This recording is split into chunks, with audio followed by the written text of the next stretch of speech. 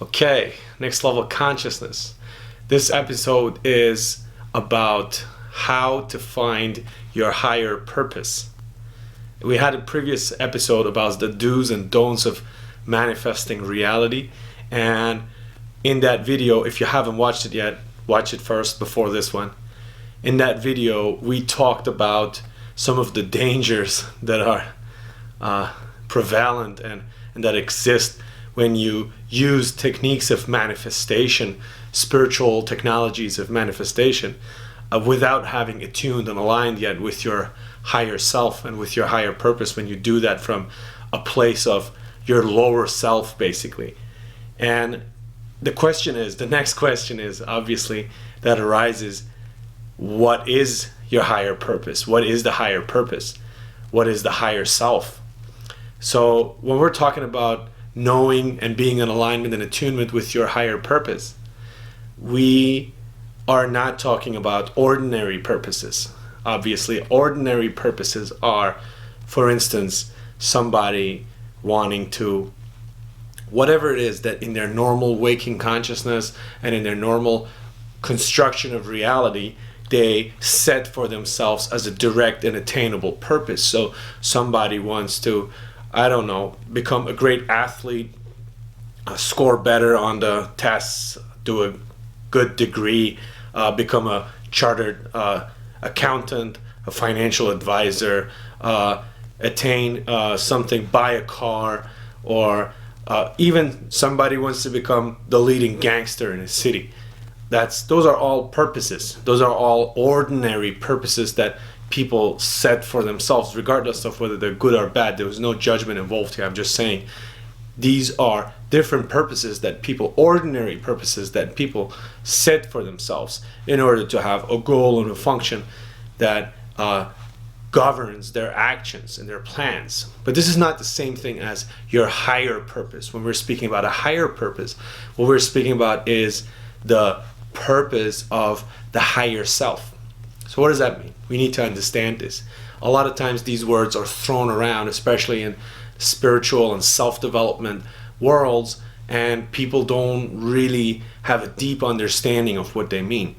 So the higher self, what is the higher self? When we're speaking about the higher self, which is the place that harbors and hosts the higher purpose, what we're speaking about is the part of the self that belongs to higher realms or domains of consciousness.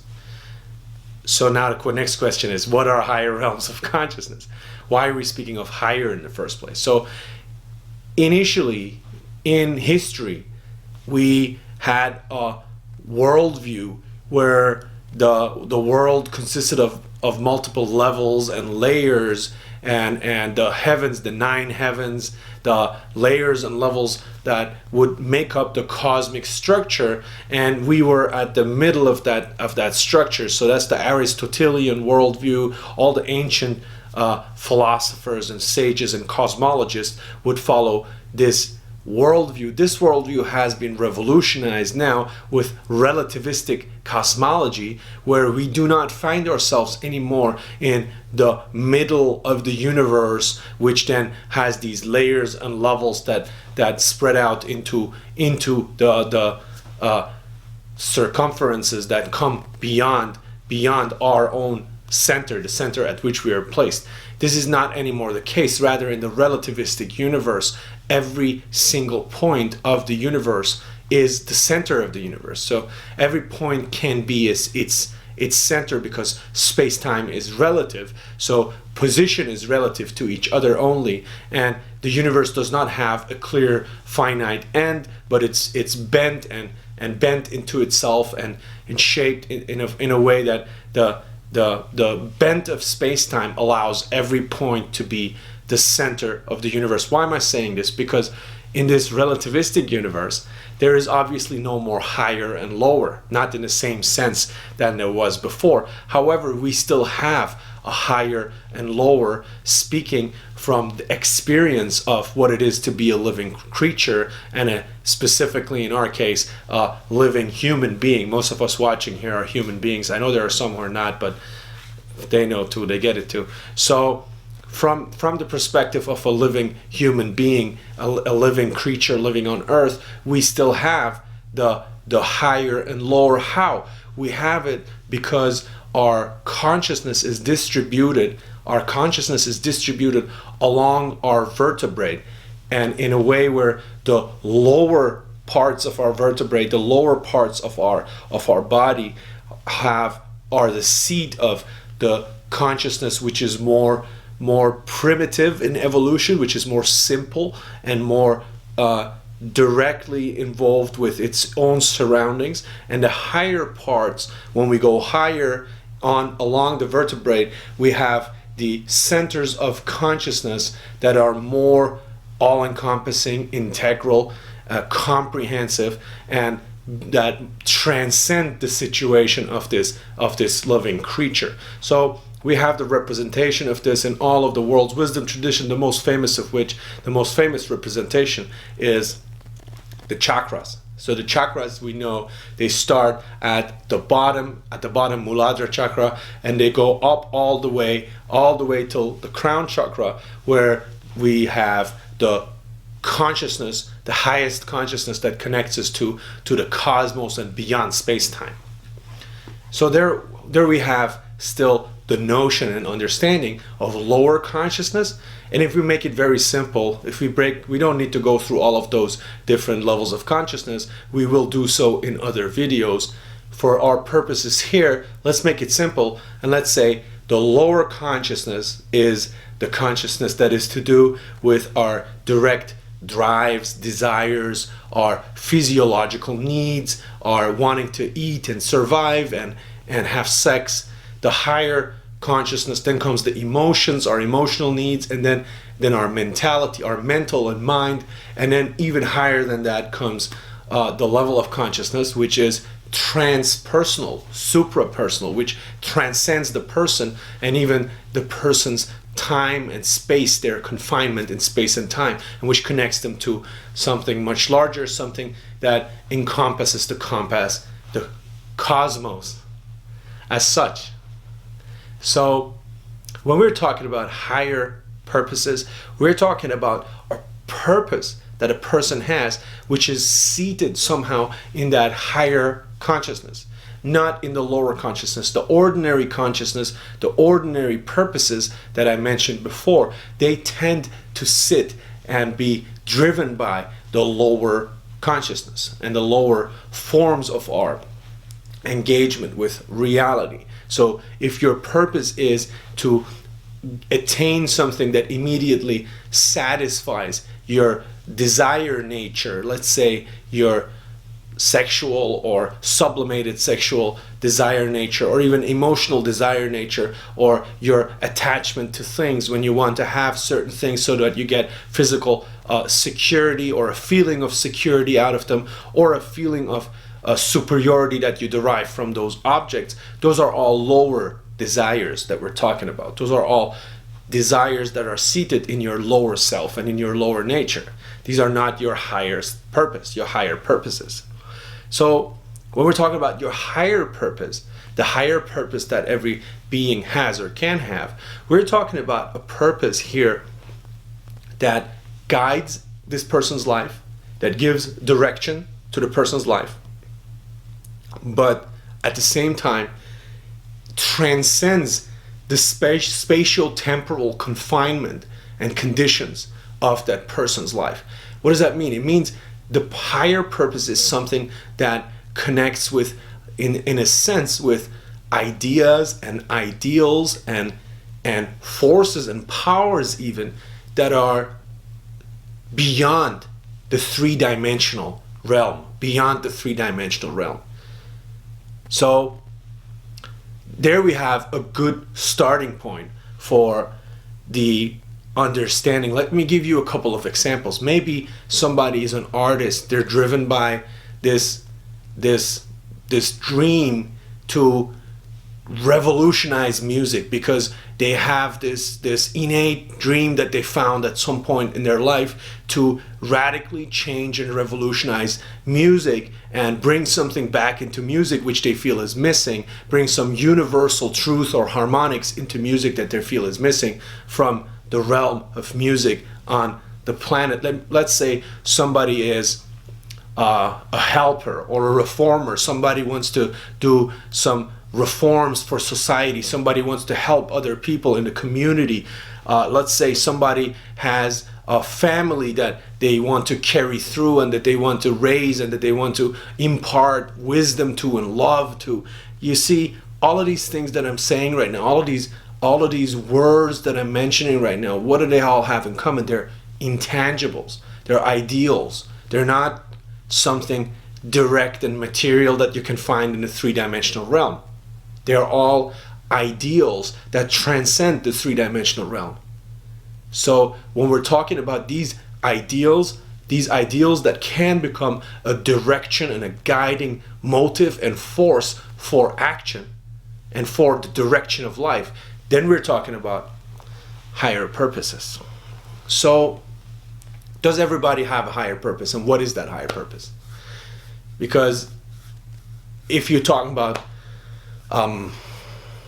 finding this purpose, some people will say to you, we don't have one, it's made up. We are born without any purposes. The world has no purpose at all. The nihilists may say that the world has no purpose at all. The world is all just this meaningless machine, and if you have a purpose, you have to make that up yourself, and so on. But that is a stance that comes from a certain desperation and from a certain despair, really, in the face of the world, which is curable. It can be cured.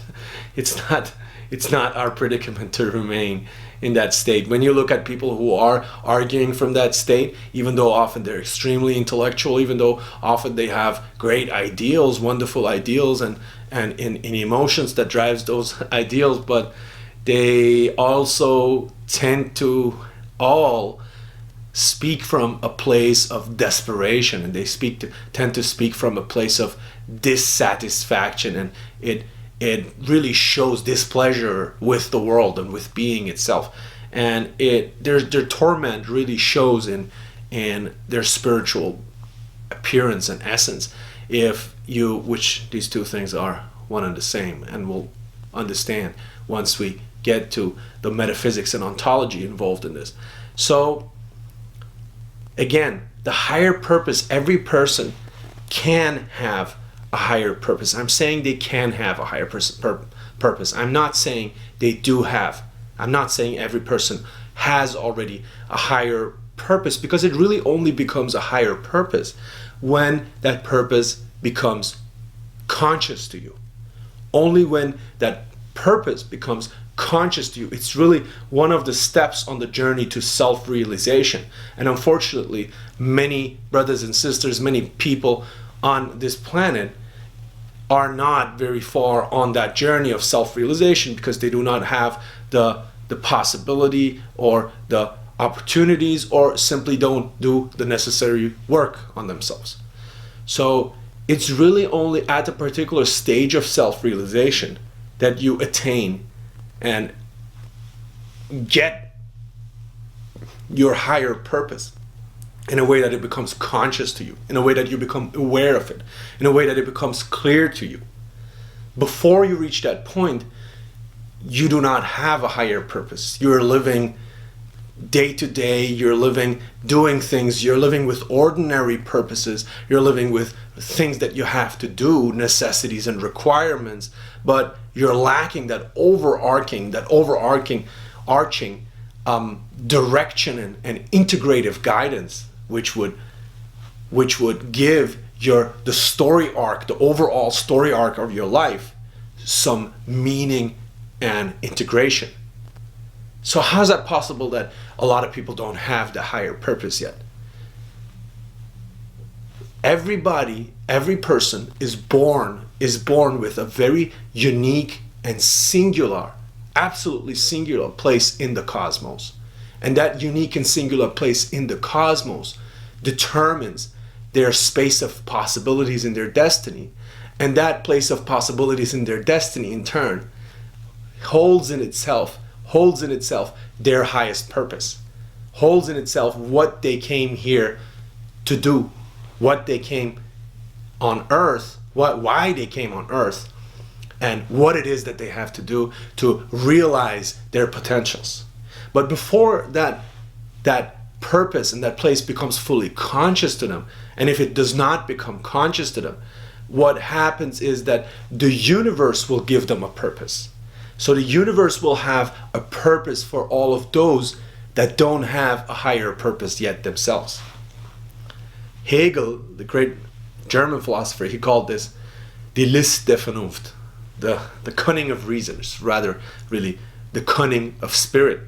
And what is that cunning of spirit? It's that even some people who don't know of their higher purpose, even those who don't know that they even have any higher purpose in this life, even they, without knowing it, by doing whatever it is that they're doing, by following whatever it is that they're following, their ordinary purposes that they're following, they will in some grander scheme contribute to a higher purpose. However, as long as they are not conscious of their own higher purpose, it is not them who have the higher purpose, it is the higher purpose that has them.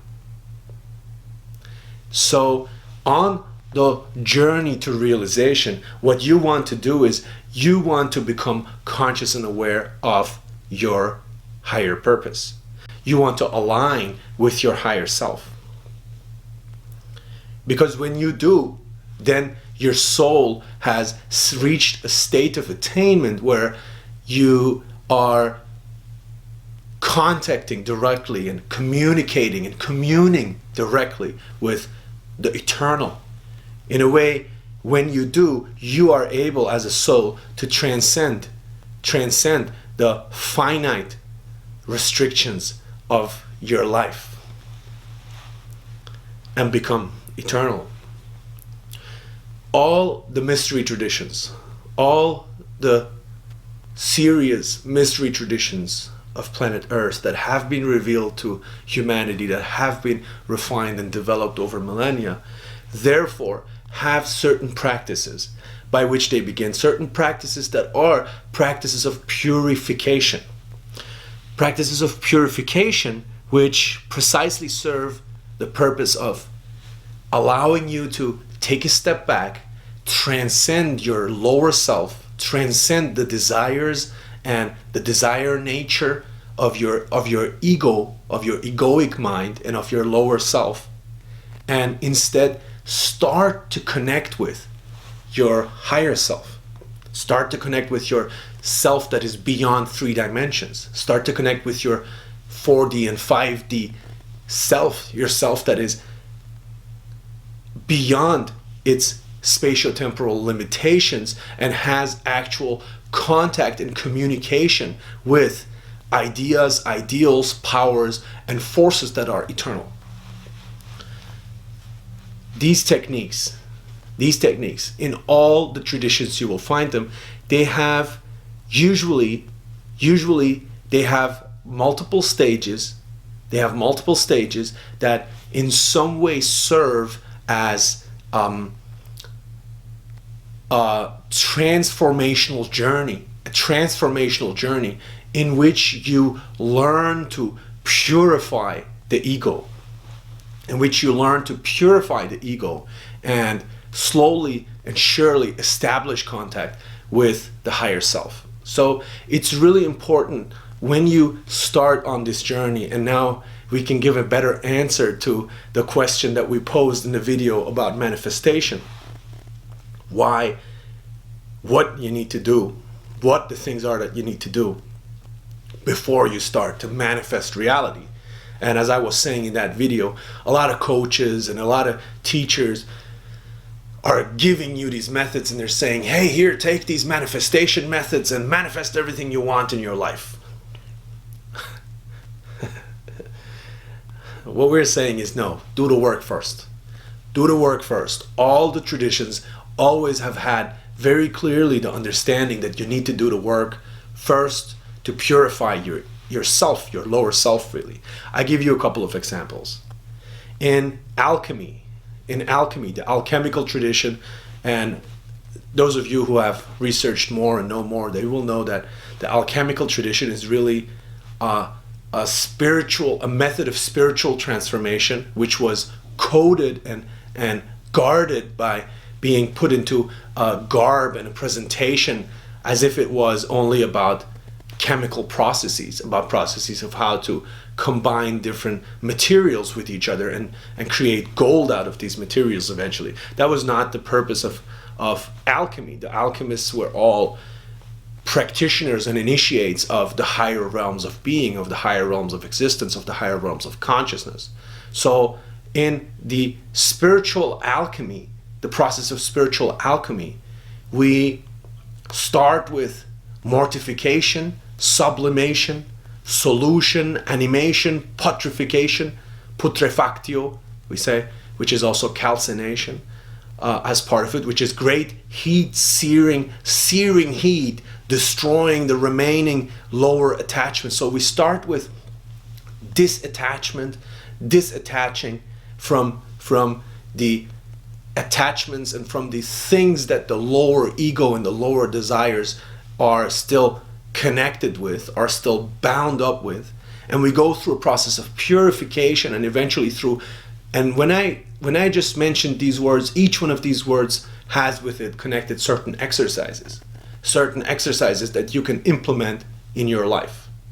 And the teachers of the traditions, they always developed concrete exercises that you can develop in your life, that you can apply in your life, so that you can really see step by step things happening and changing, your reality changing in your life. We will do this too on Next Level Consciousness across multiple ways and portals and platforms that we have on this channel and beyond. But for the time being, we want to stay with the understanding, with the theoretical on this, with the contemplative understanding for having a better guidance and a better positioning system so we can understand and navigate things better. Same as in the alchemical tradition, we have in the Sufi tradition the understanding that the self starts in the tyranny of the ego. It starts at a place where the ego is tyrannical. It wants things. It wants this. It wants to have that. It wants to own things. It wants to dominate things. It wants to control things. And it has no contemplation or understanding or consideration for the consequences of its actions, for the karmic consequences, for the consequences on others. It doesn't care about any of that. It doesn't understand. It's blind at that point. And from that position of tyranny, the ego then can move, the self can move into a position of inspiration. That happens when the person who is still in the state of the tyrannical ego gets inspired, gets moments of inspiration. So those moments of inspiration that may come at very unforeseen times, at times when the person did not even expect anything like this to happen, it may hit the person and leave him in awe and in shock and give him a glimpse of, hey, there's something much larger, more beautiful, and more all-encompassing and fulfilling than satisfying your own immediate ego, the tyrannical needs of your ego. Because your ego, no matter how much you try to satisfy it, no matter how much you try to run after it, that lack, that needing for more will always remain. It will always be insatiable. It will always be insatiable because it is a limited thing by its very nature. And when you're elevating it to be the only thing that determines what you do, and that's there to give you meaning, your meaning will remain limited by necessity. The moment of inspiration is what gives the person an insight into, a glimpse into something much larger. But inspiration alone is not enough. Inspiration is not enough. The next steps is the step of serenity, of work, of hard, sincere work, which is the only thing that can lead the person who has seen some kind of inspiration away from the tyrannical ego and into a state of more consolidated conversation and communication and communion with the larger, with the divine, with the all-encompassing beauty of the cosmic journey as it encompasses all of us and all of our perspectives. So it is only the serenity and the work that can lead the person beyond and eventually into a state of pleasure. And that state of pleasure is a state of quiet, calm, but pleasurable, gently pleasurable contemplation of the divine, of divine being. So that happens when the person's higher self is already aligned with the lower self. Because the higher self, as opposed to the lower self, is connected to the realms of eternity. It is connected to the eternal purposes of things. It is connected to the absolute. It is connected to the ultimate reality. It is in a place where if we are able to connect ourselves to that place, we find a meaning and a fortitude which goes way beyond, qualitatively, beyond anything that we can find in the realm of finite, immediate gratifications.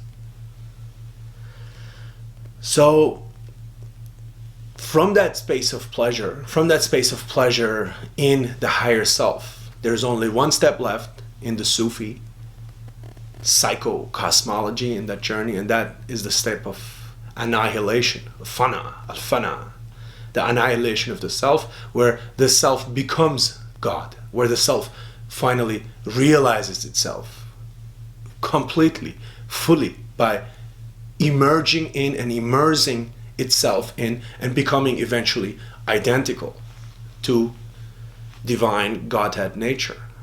So that's the point where Atman becomes Brahman. Every tradition will know this journey of realization.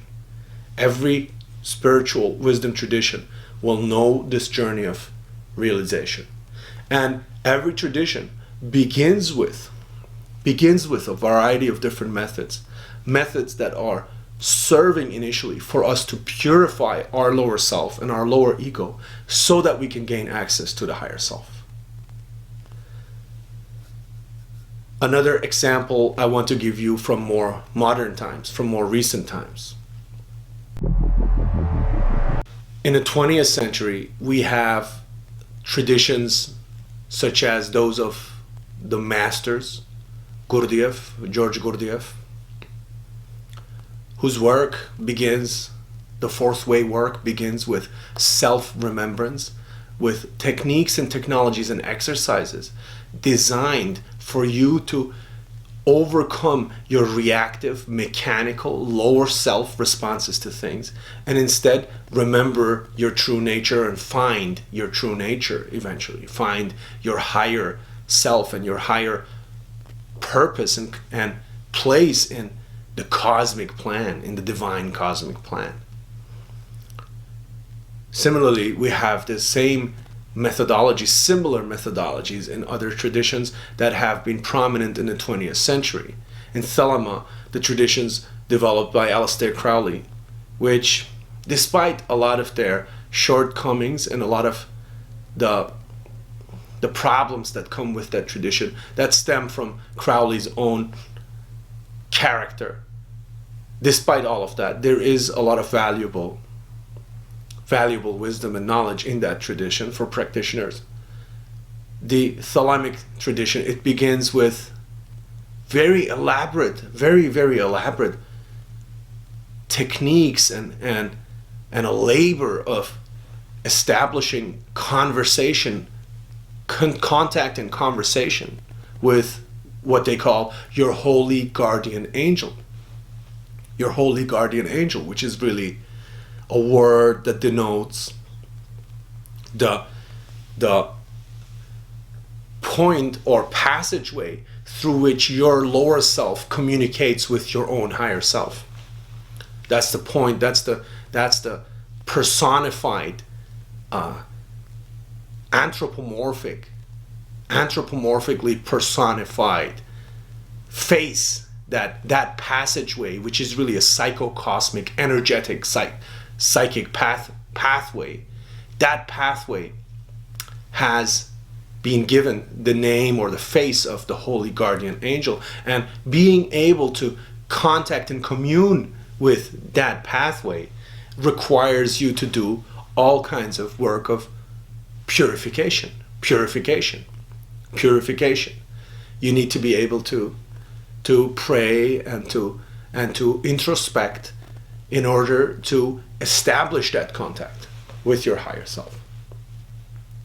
Some others also, notable mentions, let's say, understood it in a very material way. So in the Church of Scientology, a methodology developed by Ron Hubbard, somebody who actually spent time in England learning from the Hermetic Order of the Golden Dawn, learning from Crowley, learning from others who were practitioners of occult and esoteric and initiatic practices. And afterward, his genius was he went and he used his great imagination as a science fiction writer and his understanding of contemporary psychology at the time to develop a new school and a new church eventually.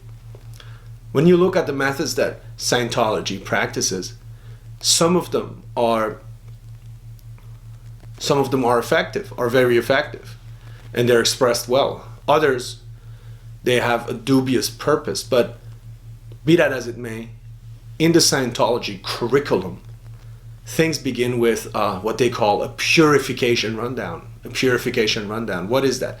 They take a person and they give them certain exercises to do on a daily basis, which involves a lot of physical stuff, going to the sauna, drinking oils, and doing certain practices on a daily basis, introspective practices, conversational practices, where that person eventually will reach a state of purification. They will be purified from their lower ego desires and attachments and will be ready to ascend on the path.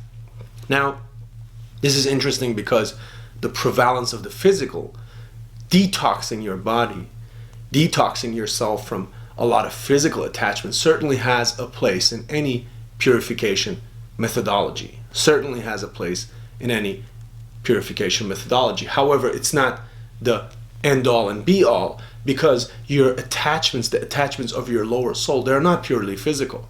They're already on the realm of the astral, the etheric, the emotional, the realm where you have already desire attachments to a variety of different energies that you can manipulate them partly, try to cleanse them partly on the purely physical level. But you need to supplement that with the work that happens on the level of the emotional and the spiritual attachments that you have to things. So the work is more important than the purely following of physical routines. The physical routines alone will not lead to purification. There's no physical routine that can lead to purification. However, doing the work and supplementing that with certain physical changes, such as changing your diet, detoxing yourself, not doing certain physical practices that you know lead to attachments on your side, that is a recipe for success. So we have understood now some of the methodologies, some of the requirements, and some of the existing pathways out there. Which one is the right one for you? You may be asking yourself. In this day and age, we have the great advantage of having access to the different methodologies, the different pathways, and not being restricted and confined to one of them only because we were born into it, or only because it was the only one that we found in our region and area of the world. We are not restricted to that anymore. We now have the opportunities to learn from different traditions, to learn from different practices, from different teachers, and eventually forge our own path. Forge our own path. That is a transversal, transdisciplinary approach to the systems of attainment, which can lead to great success. However, comes with its own, let's say, caveats, comes with its own things that we need to pay attention to specifically, because we don't have anymore the security of having a clearly prescribed way with all of its steps and procedures already tried and tested.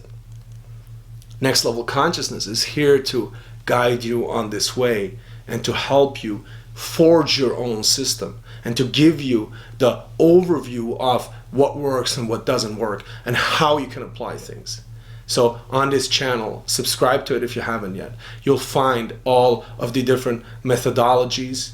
You'll find the different schools and traditions described in their effectiveness.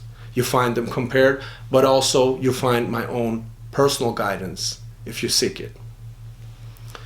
So we understand now the importance of the work on the self, the work on the self.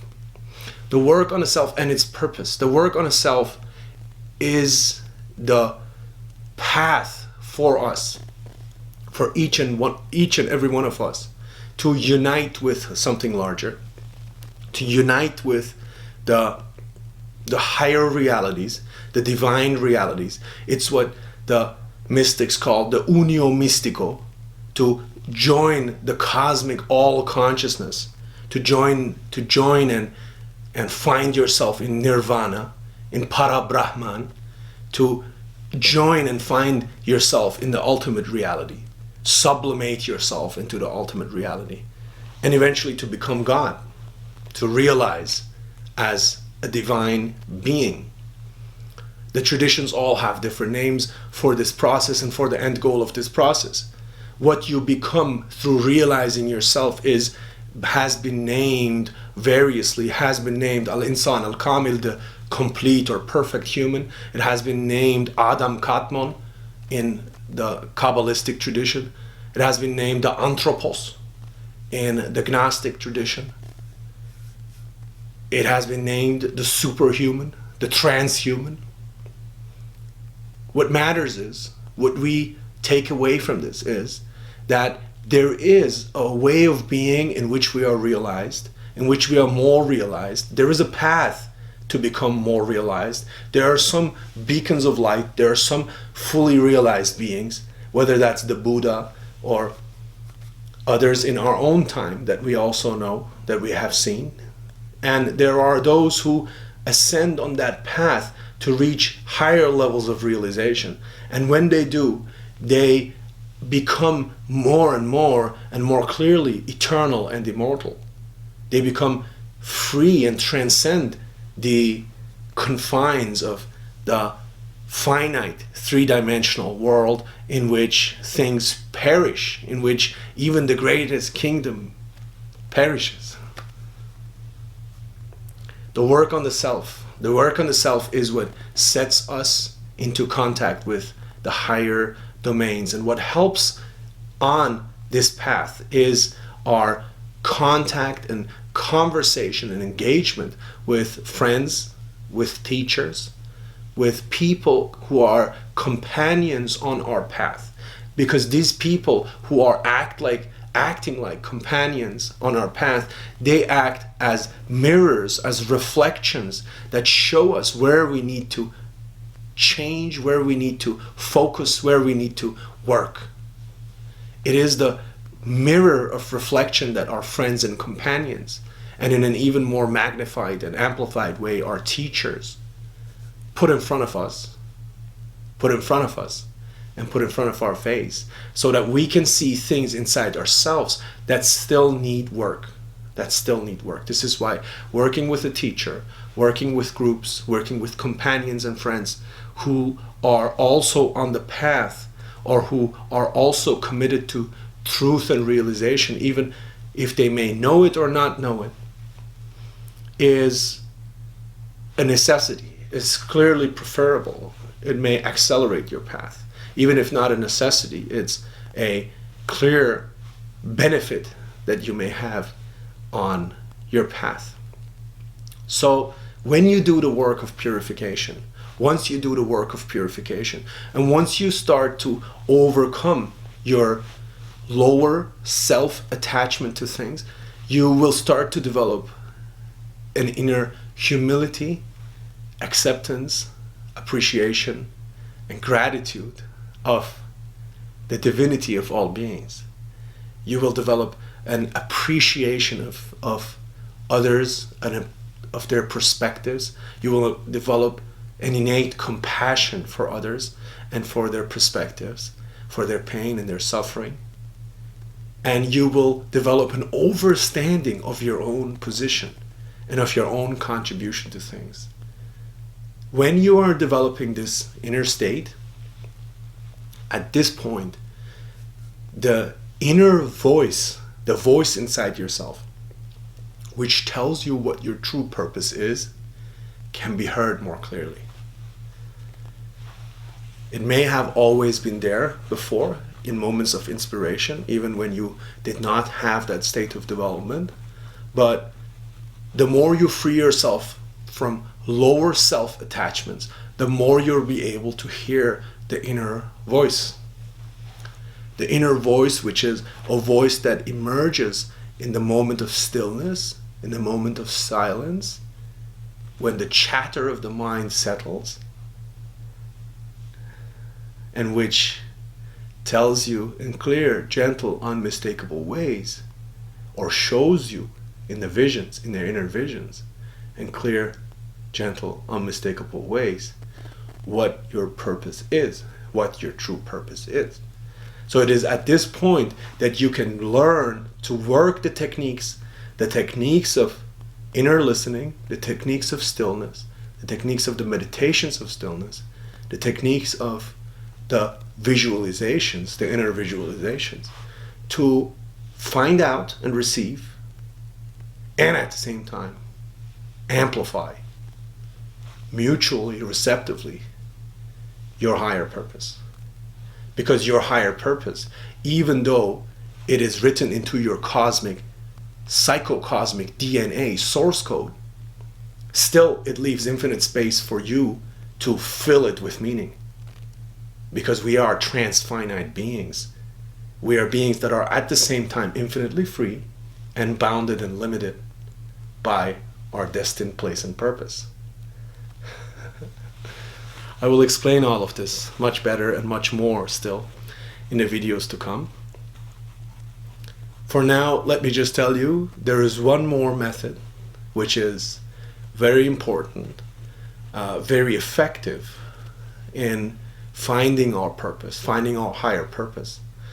And that's the method that goes by the name of astrology, the ancient art of astrology, which, the way I practice it, I call it psycho-cosmic analysis, the analysis of the cycles of cosmic constellations, of cosmic rotation, as they are understood and read in their correspondence and correlation to the cycles of inner becoming, to the cycles of the psyche. And this science, this art and science, most ancient art and science, in its contemporary form, the way that it is understood and practiced today by the leading practitioners, it allows us, in conjunction with the sciences of self-realization and the depth psychology, it allows us to find very accurately for each and every person their place in the cosmic fabric, their place in the cosmic fabric, which in turn determines not just the challenges and potentials that you will come across in your life, but also the key to resolving all of that, which is your higher purpose. The key to resolving the karmic conditions of your life is written into your psychocosmic DNA, into your source code. Reading that source code, it can give you something like a cosmic GPS system, a GPS system that allows you to maneuver and navigate and attain your purpose and attain your realization faster. It doesn't take the work away from you. It will not be a replacement for the work. In no way. Just as much as having a map or a GPS system is not a replacement for actually going out there and finding the treasure cross country and doing the hard work of running across the terrain. It's not a replacement for the work. It's not a replacement for the experiences, but it is a useful, in fact, the most useful map that you can have on the journey. In coming videos, we will talk more about psychocosmic programming, psychocosmic cycles, methods of realization, all of that. What we want to say and what we want to stay with at this point with this video is the reminder, is the clear reminder, when you are in attunement and alignment with your higher purpose, you are immortal. You are eternal. Find your higher purpose. Peace.